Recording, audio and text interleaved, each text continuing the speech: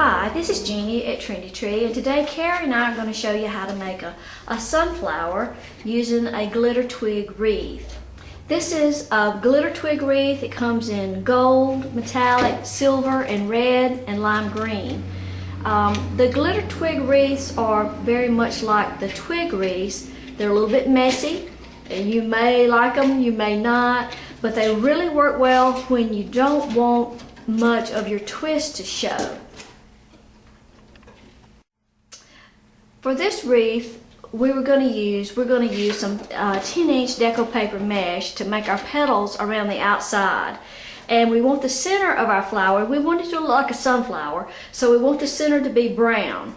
And with the 10-inch mesh around the outside, the center, this is 12 inches across this center. That's really too wide.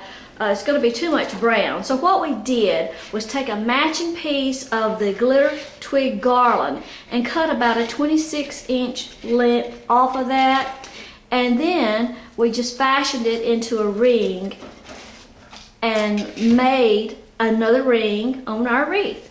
So we have a ring in the middle now that's about 8 or 9 inches in diameter, and we just secured it with zip ties, and then snipped off the ends of the zip ties and poked those raw edges to the inside. So now we're ready to start with our petals. The mesh we chose for today is a Craig Bachman 10-inch paper mesh. It's 10 inches wide and there's 10 yards on the roll. Now, we're going to try to get by with just using one roll.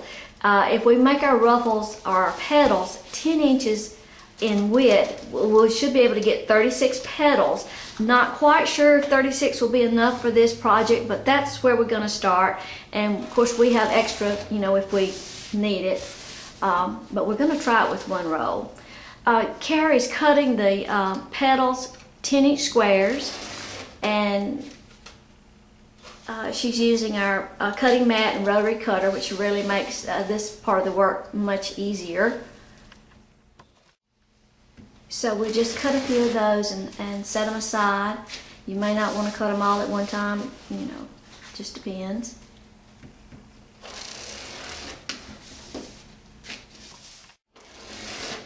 Well, we just about have all these cut. And this wreath is going to be a little bit similar to the ruffle wreath, but we're going to fold or scrunch up our petals in a little different manner than on the typical ruffle wreath.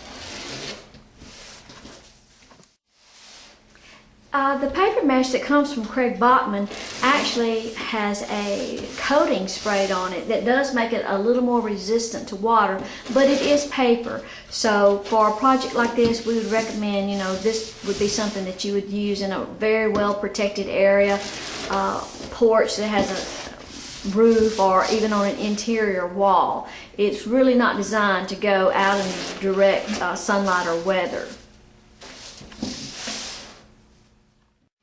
Okay, we're about to the end of the roll, and we did get 36 10-inch squares off of that roll. Of course, like I say, we have extra if we need more.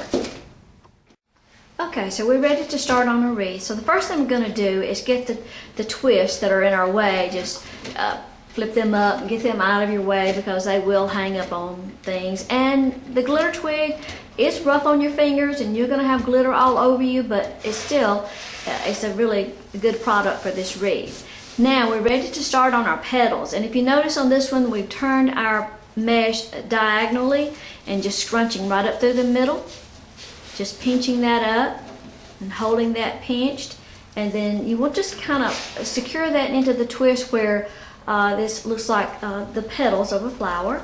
So we just give that like 2 twists is plenty, because we're going to do probably more than one layer, at least on this outer ring. So that's our first one.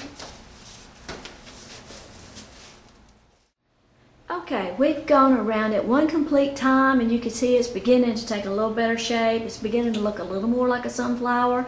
And we're going to go back now, and we're going to put another layer of petals back into this same outer ring. And to do that, we'll still do the petals the same way, but you undo the twist, take it all the way down, You don't just start putting it on there and twist again, but you take it all the way down and then you twist it back over both, and you give it about 3 or 4 turns this time because that's the last twist that we're going to do on that. And you might want to go ahead, Carrie, and just kind of tuck those to the inside, since tuck them back to the inside. That way, we're going to kind of get those out of the way because we don't want our twist sticking out for this wreath. And then we're just going to go all the way around with a second layer of petals on that outer ring. You know, we're trying to do this with one row, so we're going to do our double petals here, and then we'll see if we can do the other layers with a single row. Okay, now we've completed 2 layers of petals on the outer ring, so we're going to try to see if we can get by with 1 layer of petals on the next ring.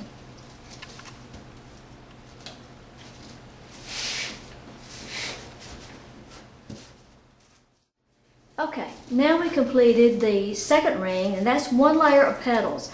I think it's going to be fine. Carrie, hold it up and let's kind of see if it's going to, you know, the wires are going to show through. Of course, we've still got another layer to go, but I think we're good at this point. So let's go ahead and tuck those wires to the inside and kind of get them out of the way, and then we'll do the last ring.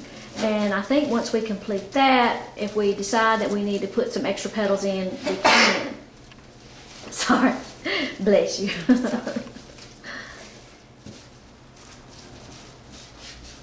Okay, so now we're ready to do that little extra ring that we added on, and it's only got about, how many twists does it have, Carrie?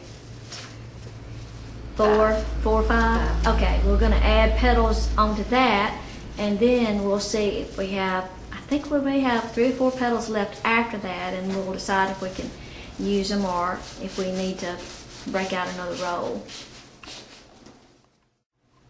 Okay, here's our wreath. We've finished up that last layer of petals on the inside. We have 3 pieces of 10-inch left that we're going to go ahead and make 3 more petals. But that one looks pretty good. It's not like, I mean, I can see some wires from here, but we still have the center that we're going to fill in too. So we're going to take these extra 3 petals and go ahead and put those in place.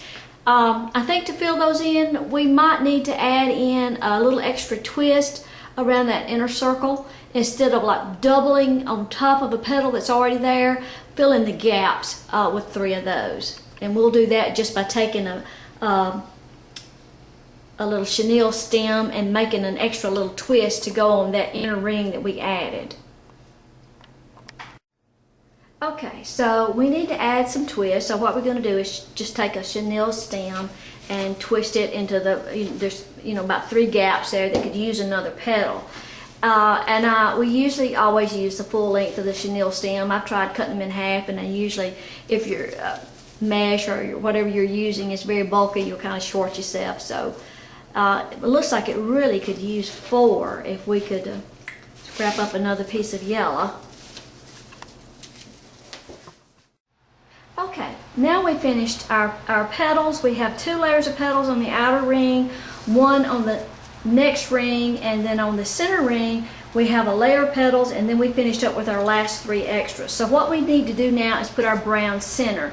And there's probably more than, there's more than one way to do this, but we had this brown 4-inch paper mesh already on hand. Bring it over here where I can see it. Already on hand. So what we did was just cut a piece of cardboard that was about the size of our center, and we just cut some strips of ribbon, and we did like 2 layers of ribbon and just hot glued it to that piece of cardboard. I can see it. There you go. You can see it. It's not real pretty, but it serves.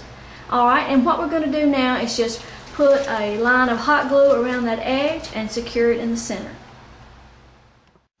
Okay, there it is. It's hanging on the wall now, and we've got our center.